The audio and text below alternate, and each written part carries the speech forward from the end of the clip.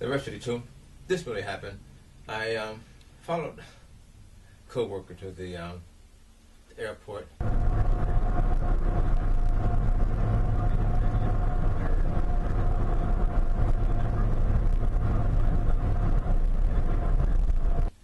And when I first met him, he said he was studying to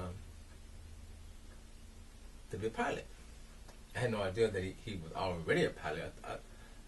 I misunderstood that he was going to classes, going to school to be a pilot, but I had no idea that he could actually fly himself. So one day, one morning, he said, let's go flying. So I said, okay. I followed him to the Tamiami airport. On the way from work, it was wasn't that far away, probably 20-minute drive from where we were working. So we got to the airport, and you couldn't just get in the plane and fly. You had to do this paperwork, had to get your put in your flight schedule where you were going in case something happened. They can locate you and fill out all of these details. I'm standing there watching all of this go on. So this is really interesting. And I'm watching pilots come back and forth throughout the building. And there were some really young pilots, male and female. And it was really interesting to just be there. So once he finished the paperwork and went out and went to the plane out on the tarmac. And before we can even take off, there were some more procedures that he had to go through. Checking for instance, checking to see was there any water in the fuel. So he took this container, had a little tester on it. He dipped some fuel in it, and he had to wait. And I don't know what the process was, but it would let him know whether or not the fuel had water in it. And once he did that, actually this gasoline was, the fuel tank was the wings of the plane. That's where they would put the gas. So he climbed up on the plane and over the wing and to test the fuel. Then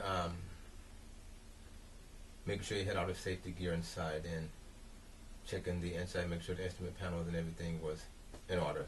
Then we got in, and there was some more procedures he had to go through. All this technical stuff. Getting it started up. I think I remember him popping the I don't know what you call it, the hood, but looking at the engine on the plane. Tell me what kind it was. I forgot what he said, but he told me that it was turned sideways in order to fit, and something extra was added to it so it can turn the propeller.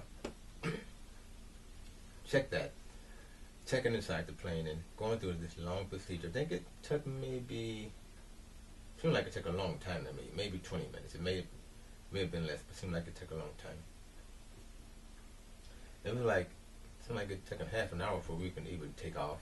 There were other planes taking off and landing, and he was going through these procedures and going through his little log book to make sure everything was step by step, going through the process. And finally, after taking off,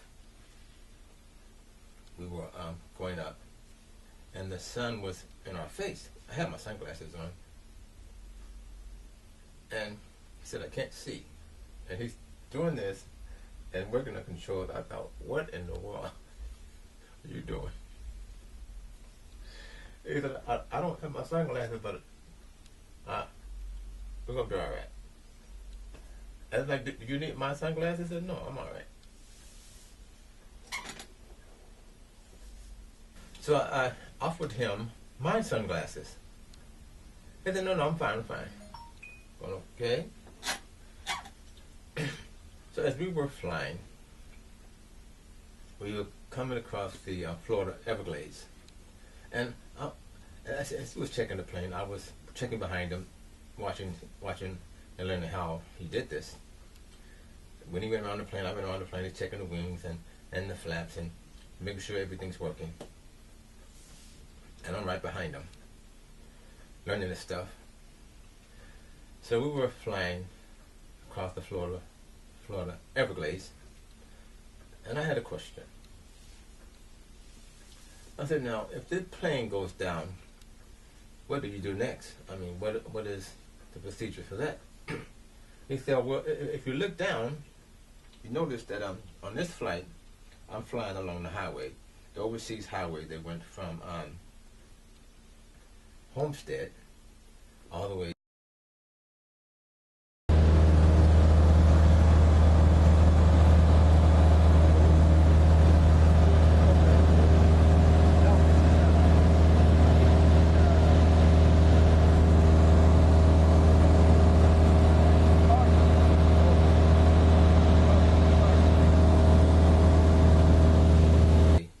over to the Florida Keys. And once you got down to Key West, you were 200 miles from Cuba. Key West, there's a big landmark. It says 200 miles from Cuba. But flying over the Everglades, I said, so if we have a mechanical problem, what do we do? He said, I'm going to land. Well, at this point, I can land on the highway. And I looked down on the highways, the overseas highway was right under us. He said, because I would rather land on the highway than land on the Everglades, because the pythons and the alligators just eat us up. All right, moving right along. And this plane was so loud, we had to wear microphones to talk to each other, because you really couldn't hear. I mean, just the engine, and the plane was so small, the engine was kind of loud, and you got the wind blowing over the wings.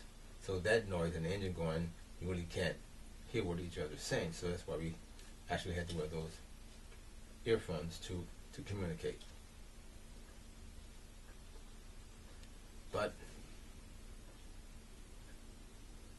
I'm looking around at the plane and looking at the gear and checking out the landing gear and looking in the back.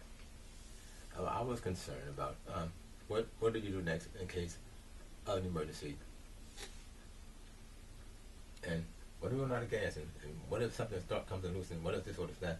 And George had a very good sense of humor.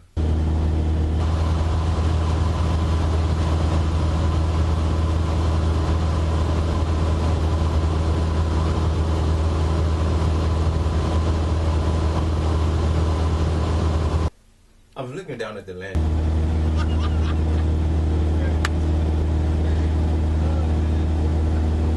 gear of but this landing gear was stationary landing gear.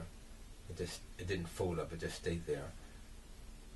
But I was looking at the hydraulic lines for the brakes.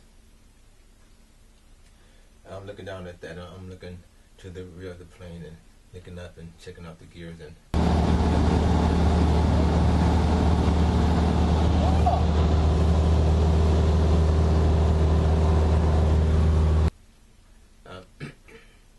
I like to know how things function and they work, and if they break down, can I fix it? It was a very smooth trip, very professional. He knew exactly what he was doing. Even on the landing, taking off was fine. Flying the plane, wonderful. And landing, perfect landing. But the plane didn't even jerk. I mean, we landed so smooth. 24 years old at this time when I met him. Landed that plane, knew his job. His next step was to get his commercial license and fly the big planes. I still stay in contact with him. Amazing. Virtually true. This really happened.